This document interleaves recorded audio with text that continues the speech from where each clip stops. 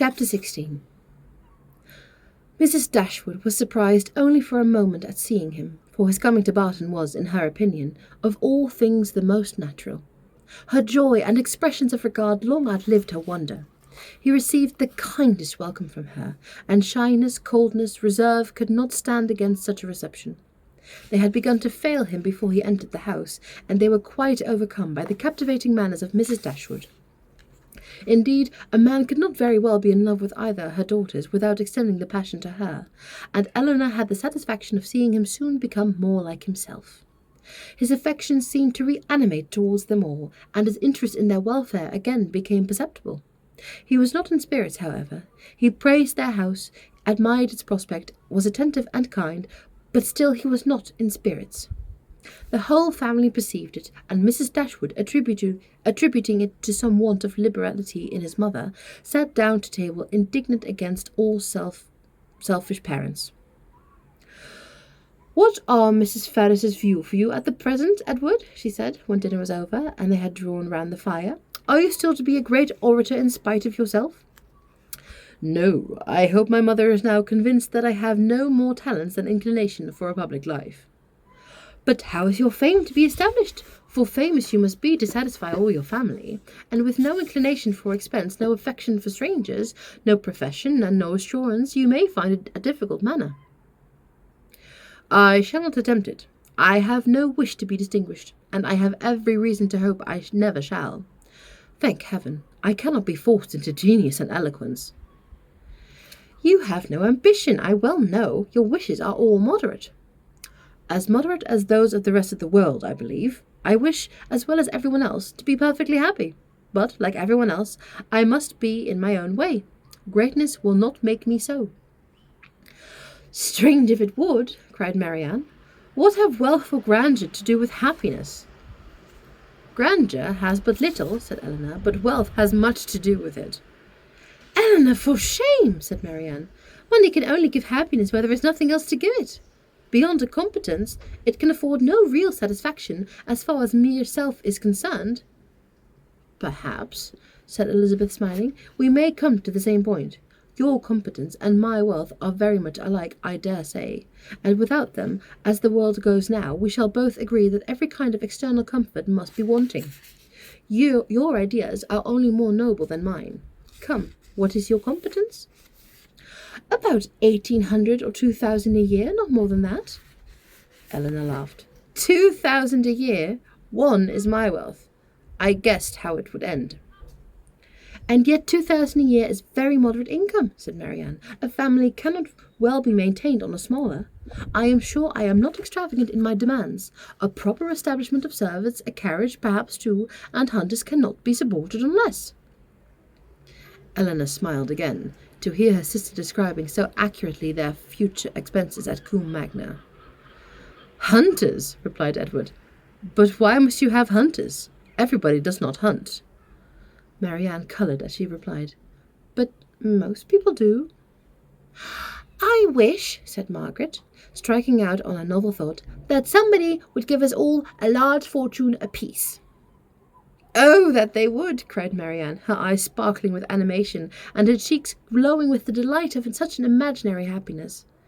"We are all unanimous in that wish, I suppose," said Eleanor, "in spite of the insufficiency of wealth." "Oh dear," cried Marianne, "how happy I should be! I wonder what I should do with it." Marianne looked as if she had no doubt on that point. "I should be puzzled to spend a large fortune myself," said Mrs. Dashwood, "if my children were all to be rich without my help." "You must begin your improvements on this house," observed Eleanor, "and your difficulties will soon vanish." With magnificent orders would travel from this family to London," said Edward, "in such an event. What a happy day for booksellers, music sellers, and print shops! You, Miss Dashwood, would give a general commission for every new print of merit to be sent to you. As for you, Marianne, I know her greatness of soul. There would not be music enough in London to content her. And books? Thomson, Cooper, Scott, she would buy them all over and over again. She would buy up every copy, I believe, to prevent their falling into unworthy hands, and she would have every book that tells her how to admire an old twisted tree. Should you not, Marianne? Forgive me if I am very saucy, but I was willing to show you that I had not forgot our old disputes. I love to be reminded of the past, Edward, whether it be melancholy or gay. I love to recall it, and you will never offend me by talking of former times. You are very right in supposing how my money would be spent. Some of it, at least, my loose cash, would certainly be employed in improving my collection of music and books. And the bulk of your fortune would be laid out in annuities on the authors or their heirs. No, Edward, I should have something else to do with it. Perhaps then you would bestow it as a reward on that person who wrote the ablest defence of your favourite maxim that no one can ever be in love more than once in your life. For your opinion on that point is unchanged, I presume? Undoubtedly. At my time of life, opinions are tolerably fixed. It is not likely that I should now see or hear anything to change them. Marianne is as steadfast as you ever see, said Eleanor. She is not at all altered. She has only grown a little more grave than she was. Nay, Edward, said Marianne, you need not reproach me. You are not very gay yourself. Why should you think so? Replied he, with a sigh. But gaiety was never part of my character. Nor do I think it a part of Marianne's, said Eleanor. I should hardly call her a lively girl. She is very earnest, very eager in all she does, sometimes talks a great deal, and always with animation, but she is not often really merry. I believe you are right, he replied, and yet I have always set her down as a lively girl. I have frequently detected myself in such a kind mistake, said Eleanor, in total misapprehension of character in some point or other, fancying people so much more gay or grave, or ingenious or stupid than they really are, and I can hardly tell why, or in what deception it originated. Sometimes one is guided by what they say of themselves, and frequently by what other people say of them, without giving oneself time to deliberately judge. But I thought it was right, Eleanor, said Marianne, to be guided wholly by the opinion of other people. I thought our judgment were given us merely to be subservient to those of our neighbours. This has always been your doctrine, I am sure. No, Marianne, never.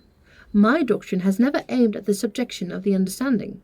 All I have ever attempted to influence has been the behaviour. You must not confound my meaning.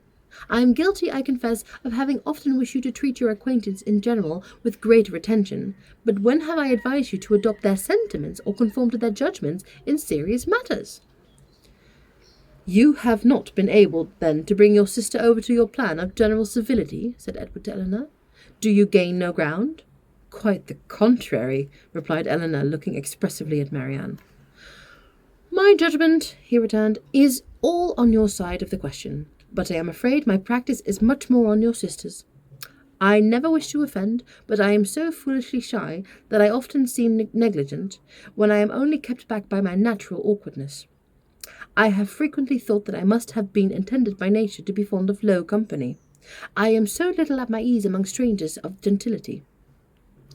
Marianne has no shyness to excuse any inattention of hers, said Eleanor.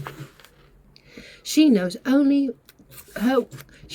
own worth too well for false shame, replied Edward. Shyness is only the effect of a sense of inferiority in some way or another.